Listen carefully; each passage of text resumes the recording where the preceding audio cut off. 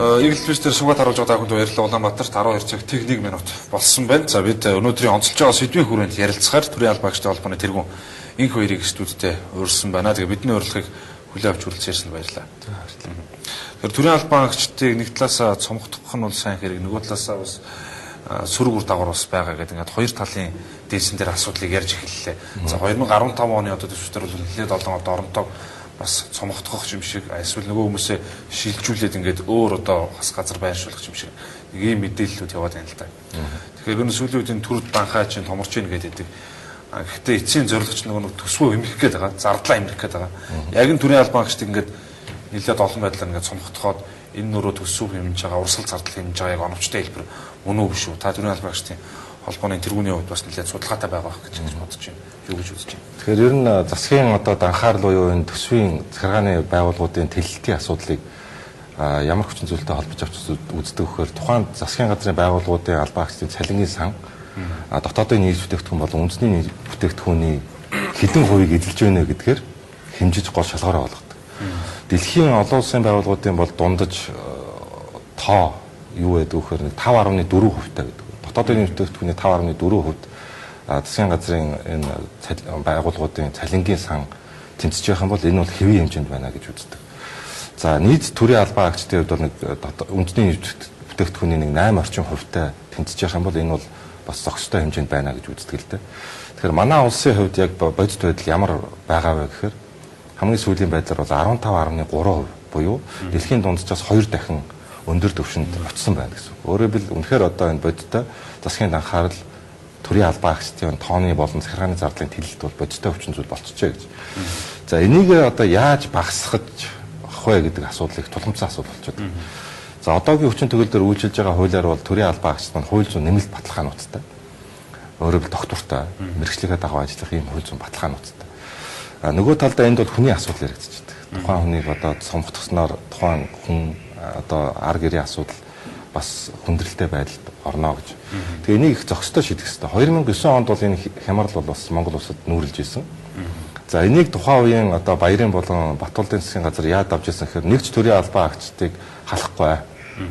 Цомгдохгүйгээр энэ асуудыг шийднэ гэдэг улс төрийн мэдээлэл хийгээд за энэнийхээ дагуу тэр албан хаагчдыг дагсан захиргааны зардлуудыг таньжсэн. Өөрөөр хэлбэл одоо бичиг хэрэг, тээвэр шатхуун, томлол, унаа гэсэн ийм одоо захиргааны зардлуудыг танах байдлаар хүн халахгүйгээр энэ хямралыг бол одоо давж ирсэн юм туршлага бол байдаг. За одоо бол асуудал бол нэлээд тийм бодиттой. Энэ одоо болчлоо. Ямар нэгэн байдлаар бол энэ бол одоо тооны болон бүтцийн одоо тийм хэмнэлт гарах уугүй гэдэг бол өнөөдөр бас яригдж байна л да. За ер нь бол энэ асуудал бол мөнхийн сэдв байдаг. Улс оронд бол байнга тулгамжиж байдаг. Жишээлбэл өнгөрсөн жил бол Хятадын засгийн газраас бол одоо ямар одоо төлөвлөгөө танилцуулсан бэхээр чиг үүрэг бүтцийн уялдаа хүний нөөц гэсэн ийм 3 зүйлийг уялдуулж ээж энэ засгийн газрын одоо захиргааны зардлыг бууруулах асуудлыг уялдуун шийдсэн байдаг. Энэ юу гэсэн үг вэ гэхээр тооны хувьд жишээлбэл ингээд яамдын тоог зөвхөн одоо багасгах хэрэгтэй гэдэг асуудлыг хэд тавиад ингээд чиг үүрэг явчихаар хэрвээ чиг үүрэг олон тусдаа байх хэрэгтэй чиг үүргүүд нэг одоо субъектээр хэд төвлөрөх бол өөрөө эргээд тухайн одоо ажлын уялдаа холбоонд сөргөөр нөлөөлдөг гэж үздэг. Тийм учраас энд яамдын бүтэц орон тооноос илүүтэй бусад түүнийг дагалдан гарч байгаа захиргааны зардлуудаа авч үзэх хэрэгтэй гэдэг. За манай улсын хувьд бол ерөнхийдөө сүүлийн нэг 10 жилийн одоо байдлыг аваад үзэхэд засгийн газрын одоо урсгал зардал бол 10 жилийн өмнө 2004 он гэж ярих юм бол 430 орчим тэрбум төгрөгөд эргэлздэг байсан. За одоогоор бол нэг 4.3 их найд буюу сүүнээс одоо 10 дахин тэлсэн байдалтай одоо ийм төсөвтэй болцсон байж байна л да. Тэгээ энийг дагсан ийм зардлууд яг юун дээр нь энэ зардлууд нэмэгдээд байна гэдээ аваад үзэхээр яг тэр нэмэгдсэн зардлын 50 орчим хувь нь цалингийн сан дээр. Өөрөөр хэлбэл цалин он дараалах тусам нэмэгдэж явж байгаа шүү дээ. За үүнийг дагсан нэг 8 орчим хувь нь бол нэг дээр бичиг хэрэг бас нэг 7.3 орчим хувь нь бол мөн түүнийг дагсан нөгөө тээвэр шатхуун гэдэг ийм зардлууд дээр нэмэгдэж явдаг байхгүй. Жишээлбэл 13 он 14 он гэх сүүлийн зөвхөн 2 жилийн статистик одоо мэдээллийг аваад үзэх юм бол бичиг хэргийн зардлыг 8 орчим тэрбумд 13 онд байсан бол 14 онд нэг 11 орчим тэрбум төгрөг. тавилгын зардал нэг 5.3 орчим тэрбум төгрөгт байсан бол одоо нэг 9.7 орчим тэрбум төгрөг. Өөрөөр хэлбэл үнийг дагсан хэмжиж болох ийм боломжтой зардлууд нь эрс нэмэгдээд явсан ийм үзүүлэлт байгаа юм л да. Тийм учраас энэ зардлуудаа хэмнэх асуудлыг юун түрүүнд авч үзэх хэрэгтэй. Юун түрүүнд. Хүн одоо жишээлбэл нэмснээр их зардал хэмнэгдэх юм шиг зарим одоо зүйлүүд яриад байдаг. Хаснаар тийм. Энэ бол бас өрөөсгөл асуудал гэж ойлгох хэрэгтэй. Жишээлбэл ерөнхий сайд сан Алтан уяг болон сангийн сайд улаанаар одоо мэдэгдэжсэнээр бол 100 орчим хүний оронтой хэмнэхэд 1 орчим тэрбум төгрөг одоо хэмнэгдэнэ гэж ярьж байгаа байхгүй. Гэтэл өнгөрсөн хугацааны ингээд сүүлийн 2-3 жилийн байдлаар аваад үзэхээр төрийн алба бол 30 орчим мянган хүнээр нэмэгдсэн. За яамдын түвшин засгийн газрын одоо байгууллагуудын урсгал зардал бол 540 орчим тэрбум төгрөгөөр нэмэгдсэн байдаг. 540 орчим тэрбум. Өөрөөр хэлбэл 20 орчим хувиар нэмэгдсэн байна гэсэн. Тэгэхээр энэ юу үзүүлж байгаа нөхөр 100 орчим хүнийг халаад 1 тэрбум төгрөг хэмнэх тухай асуудал ярьж байхад нөгөө талд нь яаж вэ? Түүнийг дагсан зардлууд нь түүнээс 500 дахин их нэмэгдсэн байна гэсэн үг шүү дээ. Тэгэхээр гол одоо асуудлынхаа өнцгийг, харааныхаа чигийг тэр дагсан зардлууд руу илүү чиглүүлж чадах юм бол энэ одоо хямралыг давхад одоо гол хүчин зүйл болж чадах юм а гэж бид үзэж байгаа. Хүн хасагтаад байхад нөгөө урсгал зардлууд нь буурахгүй байгаа гэдэг чинь ямар шалтгаантай. Хамгийн гол нь хүн нэмэгдэж тэр хүний чинь дагаж нөгөө урсгал зардал юм чүрий болж байгаа үстэй. Тэгээд гэтэл 100 хүн халсаар байтал яагаад нэгхэн тэрбум төгрөгийн жишээ нь одоо зардал хасагдаж байгаа юм бол. Өөрөөр хэлбэл нэг ингэж ойлгож болох. Хүн байгаад идэг. Тэр хүний халчдаг гэтэл урсгал зардал нь үлдчихдэг. Нөгөө урсгал зардал маань үлдээд үлдэж байгаа хүмүүс рүү ингэ шингэж штэ. Өөрөөр хэлбэл нэг хүн дээр оромдож байгаа нь урсгал зардлын хэмжээ эсрэгээр нэмэгдээ явж чинь гэж ойлгож болох. Тэгээ энэ зардлыг хэмнэхтэй холбоотойгоор их олон хүчин зүйлүүд одоо судалгаануудыг авч үзэх хэрэгтэй. Жишээлбэл одоо 100 хүнийг цомготголоо гэж бодоход 1 тэрбум төгрөг цалингийн сангаас хэмнэх тухай асуудал ярьж байна. Гэтэл 100 хүнд одоо нөгөө ажлаас гинт халагдсны 6 сарын цалинтай тэтгэмж хуулиар өгөх хэрэгтэй болдог. Энэ нь жишээл нэг хүн дээр жишээлбэл 4 орчим сая төгрөг өглөө гэж бодоход 100 хүн дээр 400 сая төгрөг өгөх гэж байгаа байхгүй. Өөрөөр хэлбэл 100 хүнийг халсан нэр зүгээд 1 тэрбум төгрөг хэмнэх гэж байгаа гэдэг чинь үгүй байхгүй юу? 400 сая төгрөгийг тэтгэмжтэй өгч байна. Тэгэхээр үндсэндээ яг бодит тэмнэлтэнд 600 орчим сая төгрөгийн хэмнэлт гарна гэсэн үг. Тэгэхээр энэ асуудлыг одоо жишээлбэл за 1000 хүн халлаа гэхэд 4 тэрбум төгрөгийн асуудал гарч ирнэ. Тэгэхээр энэ засгийн газар маань өөрөө юу гэхээр үндсэндээ цалингаа одоо нэмэх тийм одоо боломж, эдийн засгийн боломж өөрөө бааз, төсвийн бааз муутай. Тэр нь их бүрхэг. Ийм байгаа үед одоо 12, 13, 14 онуудад нэмсэн энэ одоо 30 мянган төрийн албан агч болон энэ 540 тэрбумын одоо нэмсэн зардлыг яаж багасгах вэ гэдэг асуудал байхгүй. Жишээлбэл яг 100 хүний ийм хурдаар төсвөө хэмнэх гэвэл 500 жил шаарддаг ч шүү дээ. 500 дахин их гэх. Тэгэхээр энийг яаж хүндээд нэг талаасаа хүндээ охирлгүй. Нөгөө талаасаа улс орныхаа энэ эдийн засгийн одоо хямралыг нөхцөл байдлыг хямралыг давах энэ бодиттой одоо хүчин зүйлээ. Энэ засгийн газрын ачааллыг хөнгөлөх одоо тэр засгийн анхаарлыг одоо тэр бууруулах бодит хүчин зүйлээ тоодож үзэх юм бол хүн халахгүйгээр шийдэх боломж бол бас байна гэж бид хараад байгаа. Жишээлбэл ямар боломж байна вөхөр 12-оос 13 он 14 онуудад ерөнхийдөө энэ төрийн албан агчдын хөдөлгөөний хийсэн судалгааг зүгээр авч үзлээ л дээ. Тэгэхэд 2007 онд жишээлбэл нийт төрийн албан агчдын 5.4% нь хөдөлгөөнд орсон байна.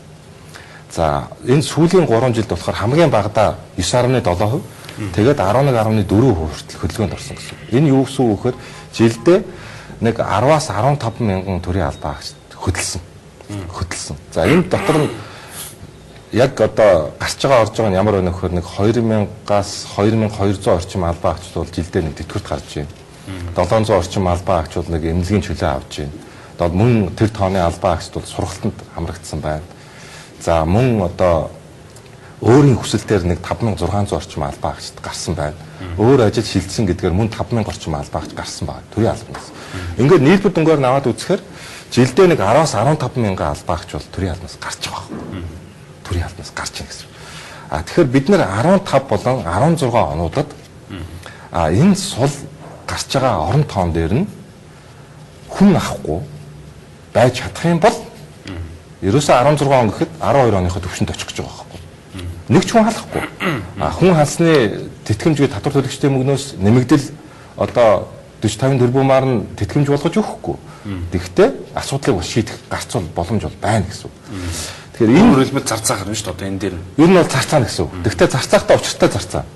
Энд зарцааж болохгүй бас төрийн үйлчлэгээний байгууллагууд байна. Бид бол юу гэж үзэж байгаа вөхөр батлан хамгаалах, зэвсэг түвшин, онцгой байдал, хил, тагнуул, цагдаа, эмнэлэг, сургууль гэсэн энэ байгууллагуудаас бусад төрийн захиргааны албаа агчдыг бол зарцаах ийм бол одоо боломж байна. Яг өнөөдрийн байдлаар авч үзэх юм бол манай улсад бол нэг 54 яам агентлаг үүдэг. Засгийн газар. 54 яам агентлаг. За энэ дээр бол нэг 5500 орчим яг захиргааны албаа агч байгаа. Захиргааны одоо нэг яг офисын ажил хийдэг гэсэн. Та 200 мянга орчим одоо төрийн албаа агчийн тоотоо хувлаад аваад үзэх юм бол энэ бол их тийм баг жин багхгүй юу. Тэгэхээр хүмүүс бас иргэд бас нэг зүйлийг ойлгох хэрэгтэй. Энийг одоо захиргааны зардлыг бууруулах чинь нэгэд маш олон мянгаар нь одоо төрийн албаа агчдыг халах гэж байгаа маань, цөөлөх гэж байгаа маань гэдэг маань өөрөө бас тийм боломж багтай. Ямар хэмжээний тооны хүрээнд энэ асуудал яригдж байна гэдэг маань өөрөө миний сайн хэлсэн тоонуудаас анзаарч байгаа. Жишээлбэл нийслэл ихэд 2015 онд 148 одоо оронтойг цомгтголж хэмнэ гэдэг асуудал ярьж байгаа байхгүй юу. Гэтэл энэний цаана буюу энэ 100 гаруй одоо удирдах халбаны түвшний албаа агчдын тоог хэмнэснийхаа төлөө яг ямар зард хэмжиж байгаа гэдэг тоогоо хэлэхгүй байна. Эсвэргээрээ тэр цомгтголд өртгөж байгаа албаа агчдаа бид нар ямар нэгэн байдлаар бүр ажилгүй болохгүй асуудлыг шийднэ гэсэн зүйлийг бол нийслэлийн засаг дарга орлогч хэлж илээ шүү дээ. Тэгээ энэ чинь юу гэсэн үг вэ? Халахгүй гэсэн үг байхгүй юу? Өөр ажилд шилжүүлээд юм уу? Дотор нь одоо гүйлгээд гэдэг юм уу тийм ээ? Ингээд зохицуулна. Нөгөө зохицуулна гэж шүү дээ. Ийм байдлаар зохицуулна. Тэгэхээр эн чинь өөрөө нөгөө цаад утгаараа бидний яг хүсэн хүлээж байгаа зардал хэмнэх гэдэг тэр үндсэн гол зорилтыг бол хангаж чадахгүй гэсэн. За зардал хэмнэх тухайд бол танд маш юм тодорхой юм санал байгаа юм байна. Санаа байгаа юм байна. Өөр нэг асуудал асууя. Төрийн албан агчтай холбоотой асуудал тийм ээ. Та бидний түрүүний яриад байгаа ингээд төрийн албан агчтай орон тоог ингэж нэмэгдүүлдэг. Тэгээ за дээрээс нь дэргэдийн зүгс бол маш гомдол шүүмжил байдаг шүү дээ. Төрийн албан агч гэж нэг л хүн зөрчилтэй хүмүүс асуудал шийдэж өгдөг. Зарим нь бол ажлаа мэдхгүй байна. Гэхдээ том болоод идэг, олон болоод идэг. Гэтэл нөгөө төрч нөгөө иргэндээ үйлчлж явах ёстой чадвар нь улам ингээд буураад идэг. За энэ бол нэг талаасаа бол шүүмжиж болох асуудал. Энийг яаж засах вэ гэж нэг. Хоёрт энэ бүхний үндсэн шалтгаан нь өөрөө явж нөгөө улс төрийн одоо сонголт өнгө одоо ямар болно? Төр засгийн хэрэгэнд ямар нам гарч ирнэ? Тэр нь өөрийнхөө хүмүүсийг гэж байршуулдаг. Ийм л байдал сүүлийн 20 жил одоо явж ирсэн бол бас л худлаа биш шүү дээ. Тэгэхээр энэ улс төрөөс ингэж хараат бус байх ёстой гэж яг үүндээ бид нар ярьдаг боловч энэ маань өөр улс төрөөс гэж хараат байгаад байгаа учраас өнөөдрийн нөхцөл байдал чинь бий болчиход байгаа юм шүү гэж. Энийг засах ёстой болсон юм шүү. Энийг засахыг бол одоо бүгд ярьдаг. Яаж? Энийг бүх улс төрийн намууд ярьдаг. Энийг бүх иргэний нийгмийн байгууллагууд ярьдаг. Энэтэй эсрэг санал ярьдаг хүн байдаг. Энийг гагцаа хэрэгжүүлдэг байх. Ийм хүсэл зориг байдаг байх. Тэгэхээр энэ дээр ямар асуудал бий болдог вөхөр төрийн албан агчдад хамгийн тогтвортой байсан жилүүдээр ингээд аваад үзэхээр 2004 онд их бага хөдөлсөн байдаг. 5.6% хөдөлгөөнд орсон байдаг. Энэ юу илэрхийлж байгаа нөхөр нөгөө тухайн үед одоо нэгдлийг хэвшлийн засгийн газар байгуулагдчихсан. Хамтарсан. Нэгэнт хамтарч байгаа тохиолдолд тухайн нөгөө нэг төрийн албан агчдаар улсад талцаж хөдөлгөөнд оруулах нь бага байдаг юм байна. Гэхдээ тодорхой хэмжээний хөдөлгөөн байсан. Энийг яаж шийдэхээр үнэхээр тэр мерит буюу тэр карьерийн зарчим руу оруулахын тулд улс төрөөс хараат ус байдлахын тулд улс төрийн намаас нь түтгэлзүүлсэн төрийн жинхэнэ албан агчдаг. Энэ бол 2008 онд хийсэн өөрчлөлт. Энэ өөрчлөлтийн үр дүнийг хүмүүс их богино хугацаанд хүлээдэг. Манайх их хийчихэд Монгол хүний нэг зан. Ерөөсөө маргааш шууд хүссэн үр дүнгээ харах гал нөгөөдөр нь одоо шууд үр дүнгийг харчих хэмжиж гээд байдаг. Гэтэл энэ хэмжээний өөрчлөлт их удаан хугацаанд их өөрчлөлт юм байна. Өөрөөр хэлбэл наадах нь хүний сэтгхүү тодорхой хэмжээний үе өөрчлөгдөж байна. Тэр улс төрийн одоо тэр орчинд үнэхээр автсан тэр нэг одоо байдал нь өөрчлөгдөж хүний сэтгхүүтэй холбогдож ингээд дагаж явж байдаг. Тэгэхээр доотлол нь багаар болоход бол 5 жил шаарддаг байхгүй. Төрийн албанд анх орж байгаа шинэ залуу боловсон хүчнүүд юу гэж ордог вэ? Би бол аль нэгэн дарга юм, аль нэг нам нэг дагаад би албан тушаал дэвших юм байна гэдэг тэр сэтгхүү өөрөө арилах хэрэгтэй. Тэр тогтолцоо нь өөрөө арилах хэрэгтэй байдаг байхгүй. Тэгэхгүй 4 жил яг болоод цикл болоод болж итл өөрчлөөл. Тэгэл яг дөнгөж нэг дарга дагсан юм уу, улс төрийн нам дагсан хүн шууд дарга болоод ирэнгүүт нөгөө тэр төрийн албанд анх орж байгаа залуучууд юу гэж хардаг вэ? Гэхдээ би ерөөсөө яг ингээ сайн ажиллаад нэмэргүй юм байна. Эргээл даргад бас ингэж талдсах хэрэгтэй байна. Тэр намд одоо бас нүүр царайгаа харуулах хэрэгтэй байна. Ингэж одоо тэр чамдан сав барьдаг бол тэр чамдан савыг барих хэрэгтэй байна гэдэг ийм сэтгүүл сууж эхэлдэг байна. Тэгээд тухайн удирдах галбан шалгуулнууд нь яг ийм шалгуураар одоо боловсон хүчний бодлоготой хандаад эхлэх юм бол энэ өөрөө их аюултай байдаг. Энийг уг нь хамгийн сайн одоо баталгаа болж явах хэрэгтэй төрийн институт нь юу гэхээр төрийн албаны зөвлөл. Яг л төрийн албаны зөвлөлийг улсын их хурлаас засгийн газраас хараад бусаад томилдгийг байгуулж ингэж 6 жилийн хугацаагаар буюу сонгуулийн мөрчлөөс зөрүүлж томилж байгаа нөхөр энэ төрийн жинхэнэ албан агчдын одоо тэр дархлаа баталгааг та нар хангах хэрэгтэй шүү. Энийг хамгаалтын танад бий болгох хэрэгтэй шүү гэдэг ийм одоо зорилгоо байгуулж байгаа. Гэтэл нөгөө байгууллага нь эцсийн үндэ одоо өнөөгийн нөхцөл байдал дээр юу болчихж байгаа нөхөр улс төрийн намын захиалгыг биелүүлдэг. Тухайн одоо тэр санал дэвшүүлсэн боловсон хүчнийг нь төрч байна уу тэрийг нь жинхлэх одоо тэр одоо ажлыг хийдэг даалгавар гүйцэтгэж. Ийм одоо шинжийг илэрхийлээд ирэхээр тэнд итгэл байхгүй гэж хэлж. Тийм үү? Одоо шил иргэд битгээл төрийн одоо албан агч нь өөрөөсөө уг нь бол хамгийн одоо хууль ёсны баталгаа нь тэр байгууллага. Тэгвэл тэрэндээ сайн итгэхгүй. Энд чинь юу гэхээр олон нийтэд үнэлэмж шүү дээ. Тэр байгууллага хууль ёсны чиглэлийг биелүүлж чадахгүй гэсэн. Тийм ээ? Энэ дээр тавьж байгаа улсын их хурлын нөгөө нэг буюу тэр улсын их хурлч бас улс төрийн байгууллагаас гадна иргэний нийгмийн байгууллага. Олон нийтийн дуу хоолой болж явах хэрэгтэй, талбар болж явах хэрэгтэй. Тэр төрийн албан агчдын эрх ашиг зөрчиж байгаа бол тэр дуу хоолойг нь илэрхийлж явах хэрэгтэй байгууллага. Тэр нь өөрөө хэтэрхий засгийн газартаа нөгөө улсын их хурлын төлөөлөл нь бүгд ороод хэтэрхий их улс төрчсөн институт ороод ирэхээр тэр дархлаа алдагдчихж байгаа. Энэ дархлааг алдагдуулах бол их амархан. Шинээр төрийн албанд хүн авах бол маш амархан.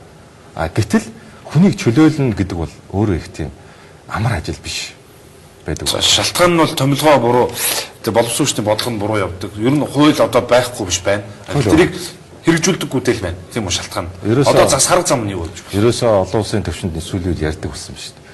Асуудлын гол зам ер нь хүний хүчин зүйлээс хамаардаг болсон. Хувь хүнээс. Хувь хүнээс.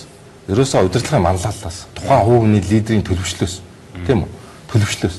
Тэр манлайлалж хувийн хөгжил гэдэг юм руу анхаардаг болцсон тийм ээ. Ерөөсөө тэрлүү илүү их анхаарч хэлж байна. Тэрнээс хууль орхицсон орчин бол яа жишээлбэл одоо төрийн албаны хууль бол яг төрийн жинхэнэ албан агч эрх зүйн баталгааг хангах талаасаа бол их сайн юм шин. Одоо манай ерөнхий сайд бол жишээлбэл шинэ засгийн газар байгуулсан дараа хэлжсэн шүү дээ. Энэ төрийн албан агч зөвхөр зохиоч хөдөлгөөргүй болчих. Зөвхөр зохиоч хөдөлгөөргүй болчих. Өөрөөр хэлбэл хууль эрх зүйн баталгаа тийм сайн. Тэр мэри зарцуулна уг нь их сайн оруулсан хууль. Харамсалтай. Тэн дээр зүгээр хүсэл зориг байхгүй тийм үү. Зөв танил талаа авдаг ингэдэг ийм шалгуурууд бариад ирэхээр эцсийн дүндээ хожиж байгаа юм байхгүй гэдэг. Улс орныг ямар байдалд оруулж байна. Энэ бодлогын алдаанууд өөрөө бил хяналтгүй болох одоо зүйлүүд чинь нөгөө төр тавьдаг. Өөрөө би нөгөө хяналт нөгөө шалгалт дамжихгүйгээр шууд уран иргэнийг чөлөөтэй тавих болсон. Энэ нөхцөл байдлаас болоод энэ төрийн албаны чинь тэлэлт, тооны тэлэлт чинь төрийн албаны зөвлөл улсын их хурлын хяналтаас гадуур алдраад сүүлдээ засгийн газар өөрөө хяналтаа тавьчих таа болсон байхгүй. Тоогоо мэдхээ болсон.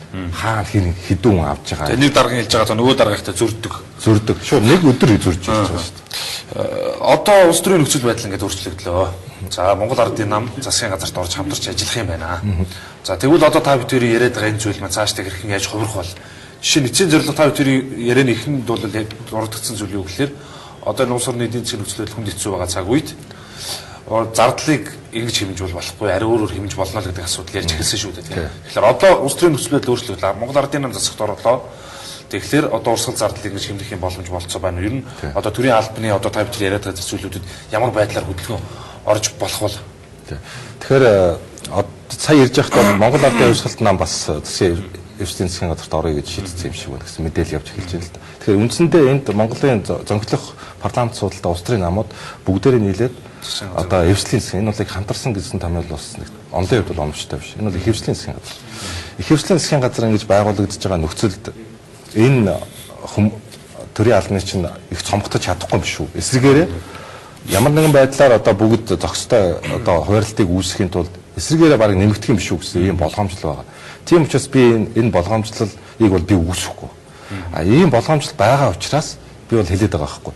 Энийг шийдэх хамгийн одоо зөв гарцвал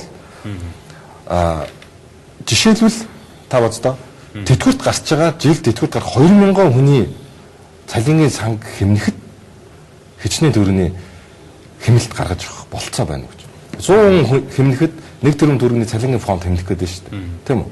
Тэгэхэд 20 орчим тэрбум төгрөгийг зөвхөн энэ цалингийн фонд дээр хэмнэгдэх болцоо байна гэсэн. Энийг дагсан урсгал зардлуудыг хэмнэ гэсэн үг. Жишээлбэл засгийн газрын яамдууд чинь яам нь олон гэхээсээ гадна түүнийг дагсан одоо дарга нарын хуран дарга гэж яриад байгаа. Тэр дарга нарын тоог нэмээд тэдэрт унаа аваад өгсөн байхгүй.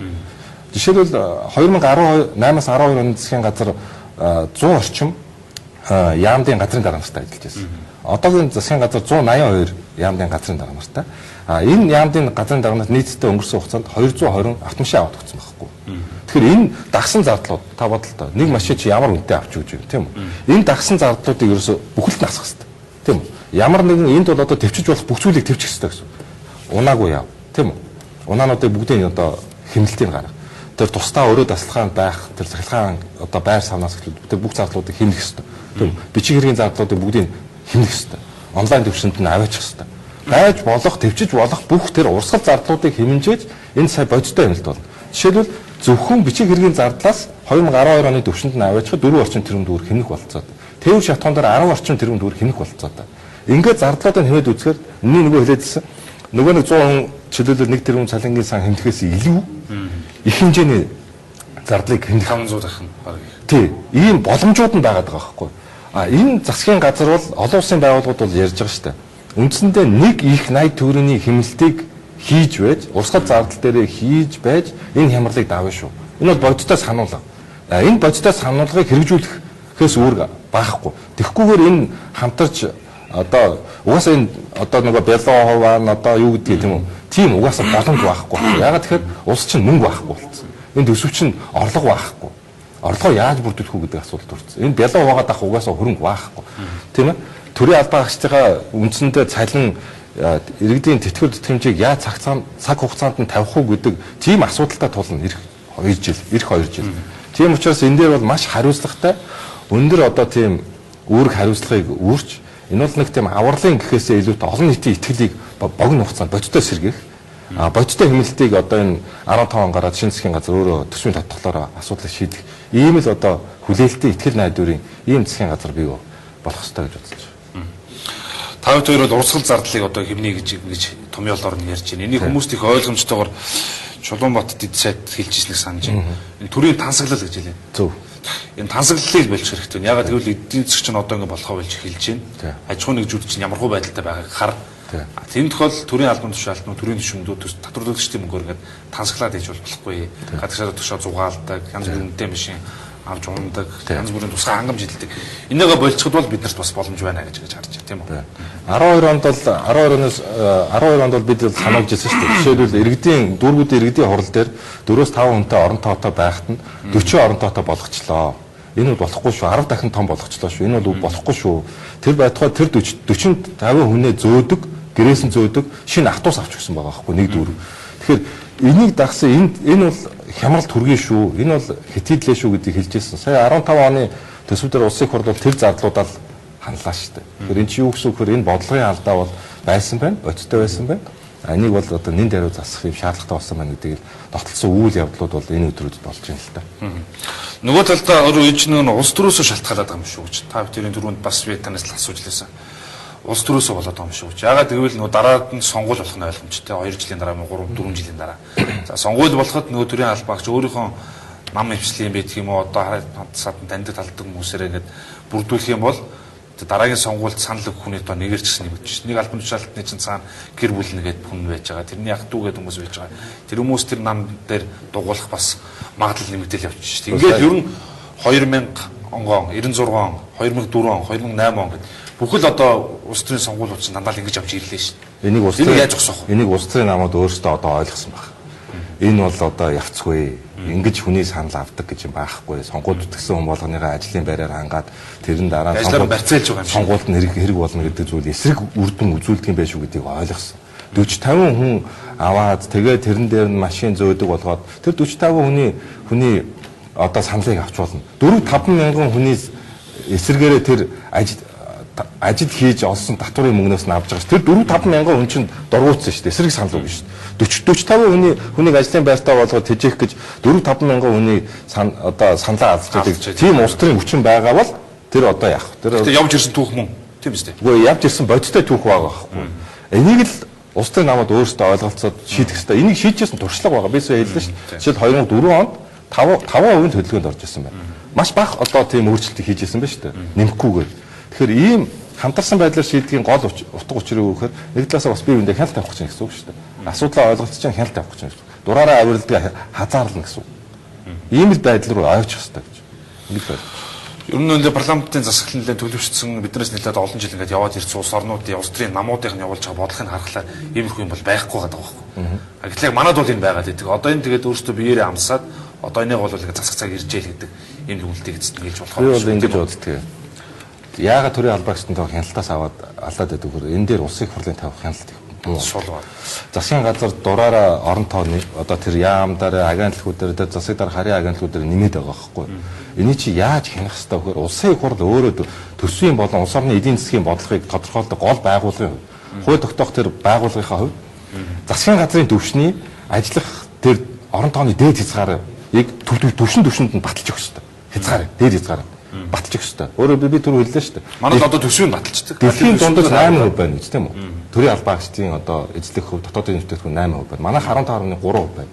Энийг жишээлбэл дээд хязгааруудыг тавьж өгөөд жил тутам багасгах хэрэгтэй. Жил тутам ингэж дээд хязгаарыг баталж. Жишээлбэл засгийн газар хэрэглэх газрын түвшинд урсгал дардал төрийн албаа агчдын тоо дээд хязгаар нь тэд байна. Энээс хэтрүүлэхгүй. Тийм үү? Энийг бүр ямар ч одоо ерөнхий сайд ямар ч дураараа авиралдаг том толгойтой сайд очсон.